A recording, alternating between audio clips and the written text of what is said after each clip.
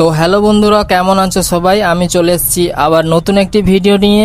ভিডিওটি হচ্ছে আমাদের হোটেলে ব্রেকফাস্টের জন্য যে ভেজিটেবলগুলো আমাকে রাত্রে কাটিং করে আসতে হয়, না হলে খুবই প্রবলেম। প্রথম হচ্ছে সাম্বার, 5 রকম ভেজিটেবল দিয়ে এই কাটিং।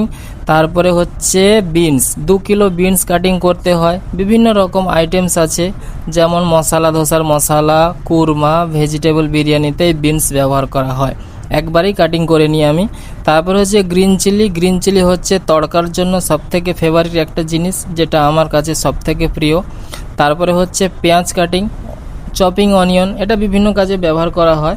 প্রথমত হচ্ছে উপমা, লং অনিয়ন বিভিন্ন কাজে ব্যবহার হয়। এই 10 কিলো লং অনিয়ন কাটিং করে আসতে হয়। মশলা ধোসার মশলা ও সাম্বার, তারপরে ভেজিটেবল বিরিয়ানিতে এই অনিয়ন ব্যবহার করা হয়। তারপরে হচ্ছে তোমার ধনেপাতা একটা ফেভারিট জিনিস, যা ফিনিশিং এন্ডিংটা আমাকে দেয় খাবারের টেস্টের জন্য।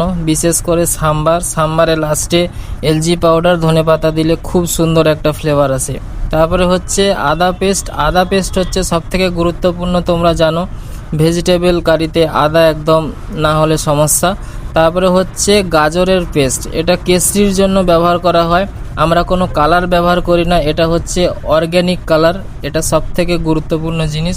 তারপরে হচ্ছে তোমার আলু ফ্রিল করা, সকালে মশলা ধোসার জন্য, তারপরে পুরি ভাজির জন্য যে আলু প্রয়োজন হয়, সেই আলু আমি এখন থেকে ফ্রিল করে কুকারে বয়েল করতে দিয়ে আসি।